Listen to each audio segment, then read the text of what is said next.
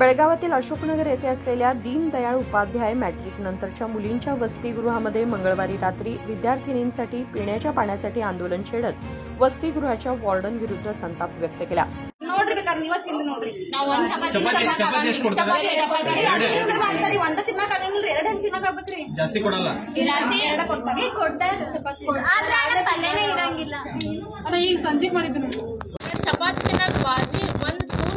Half ಹಾಕ್ತಾರೆ ಮತ್ತೇನಾರ ಕೇಳ madam ಇಷ್ಟ ಕೊಟ್ಟಾರೆ ನಾವು ಮಾಡೋದಿಲ್ಲ ತರ ಒಂದ್ ಸ್ವಲ್ಪ ಜನ ಬೆಳಿಗ್ಗೆ ಜಲ್ದಿ ಹೋಗ್ತಾರೆ ಮಧ್ಯಾಹ್ನ ಬಂದ್ ಊಟ ಮಾಡಕ ಮಧ್ಯಾಹ್ನ ಊಟನ ಖಾಲಿ ಆಗಿರ್ತೈತ್ರಿ ಮಾಡಂದ್ರೂ ಮಾಡೋದು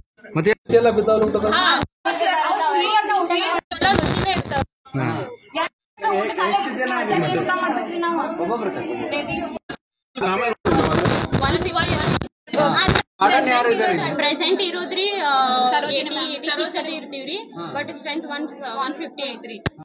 ಇವಾಗ ಪ್ರೆಸೆಂಟ್ ಸರೋಜಿನಿ ಮಾಡ್ರಿ ಮಾಡಲ್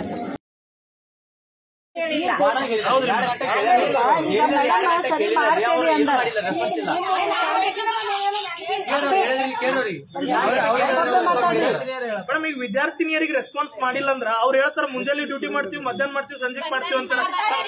ಇಲ್ಲಿ ಬಂದು ಏನ್ ಮಾಡ್ತಾರ್ರಿ ಮೇಡಮ್ ಅವರು ವಿದ್ಯಾರ್ಥಿಗಳಿಗೆ ರೆಸ್ಪಾನ್ಸ್ ಮಾಡಿಲ್ಲ ಅಂದ್ರಿ ಮೇಡಮ್? ಅಲ್ಲ ಈಗ ಅದನ್ನ ಸರಿ ಮಾಡ್ತೇವೆ ಅಂತ ಮೇಡಮ್ ಹೇಳತ್ತಾರಲ್ಲ ಆಗೇತ್ರಿ. ಈಗ ಅವರು मंगळवार दुपारपासूनच पाणी पुरवठा बंद होता. मात्र याकडे वॉर्डनने लक्ष न दिल्यामुळे विद्यार्थिनींनी नाराजी व्यक्त केली. वॉशरूमला जाण्यासाठी पाणी नसल्यानं त्यांना मोठ्या अडचणींना सामोरं जावं लागलं. तसेच नियमानुसार जेवण सुद्धा दिलं जात नाही असा विद्यार्थिनींचा आरोप आहे.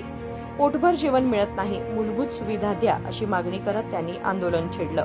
ಹುಡುಗಿಯರ್ ನಾವು ಎಷ್ಟು ಗಂಟೆಗೆ ಬಂದೀವಿ? 7 ಗಂಟೆಗೆ ಬಂದೇವಿ. 7 ಗಂಟೆಗೆ ಬಂದೇವಿ. ಇನ್ನ ಟೈಮಿಂಗ್ ಇತ್ತ ಒಳಗೆ ಹೋಗ್ಬೋದಿತ್ತು ನಾವು. ಆದ್ರೂ ಒಳಗೆ ಹೋದ್ರ ಎದಕ್ ಬಂದಿರ ಅಂತ ಕೇಳ್ತಾರ. ಮೇಡಮ್ ವಾರ್ಡನ್ ಎದಕ್ ಒಳಗೆ ಹೋಗಿದಾರ ಅಂತ ಕೇಳ್ತಾರ. ಮತ್ತೆ ಒಳಗೆ ಹೋಗಿ ನೋಡಿದ್ರೆ ಟ್ಯಾಪ್ ಚಾಲೂ ಮಾಡಿ ನೋಡಿದ್ವಿ, ನೀರಿಲ್ಲ, ಒಳಗೆ ನೀರಿಲ್ಲ. ಆಮೇಲೆ ಡ್ರೈನೇಜ್ ಆಗೈತಿ. ಮತ್ತೆ ಊಟ ನೋಡಿದ್ವಿ, ಚಪಾತಿ. ಹೇಳ್ರಿ. ಊಟದ್ ನೋಡಿದ್ವಿ, ಊಟ ಸರಿಯಾಗಿಲ್ಲಂತೆ. ಮತ್ತೆ ರೇಷನ್ ರೂಮ್ ನೋಡ್ಬೇಕಂದ್ರೆ ವಾರ್ಡನ್ದವ್ರ ಕೀ ಕೊಡಾತಿಲ್ಲ. ಎದಕ್ ನೋಡ್ದಿರಂತ ಇದನ್ ಮಾಡಾತಾರ. ಕೀ ಇಲ್ಲ ಅಂತನಾತಾರ. ನೀರ್ ಸಮಸ್ಯೆ ಐತಂತಾರು, ಮತ್ತೆ ಚಿಕ್ಕಾಡ್ ಅಂತನಾತಾರು. ಎಲ್ಲ ಪ್ರಾಬ್ಲಮ್. ಅದನ್ನ ಒಳಗ್ ವ್ಯವಸ್ಥೆ ಅಂದ್ರೆ ಇದನ್ನ ವಾಶ್ರೂಮ್ ಕೀ ಕರೆಕ್ಟ್ ಆಗಿಲ್ಲ. ಆಮೇಲೆ ಡ್ರೈನೇಜ್ ಆಗೈತಿ, ನೀರ್ ಪ್ರಾಬ್ಲಮ್ ಐತಿ. ನೀರು ಕರೆಕ್ಟಾಗಿ ಬರಾತಿಲ್ಲ, ಬಿಸಿನೀರು ಬರಾತಿಲ್ಲ. ಮತ್ತು 3-4 ಜನ ಹುಡುಗಿಯರು ಆರಾಮಿಲ್ದ ಇದ್ದಾರು. ಅವ್ರಿಗೆ ಕರೆಕ್ಟಾಗಿ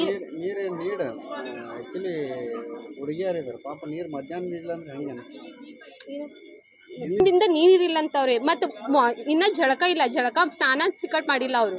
ಮಾರ್ನಿಂಗ್ ಸ್ನಾನ ಮಾಡಿಲ್ಲ, ಈವ್ನಿಂಗ್ ಸ್ನಾನ ಮಾಡಿಲ್ಲ. ಇನ್ನಾದ್ರೂ ನೀರಾಗಿ. ನಮ್ಮ ಹೆಸರು ಸುಚಿತ್ರಾ ಶಿಂಗೆ, ABVP ಕಾನೂನು ಸಹ ಪ್ರಮುಖರು.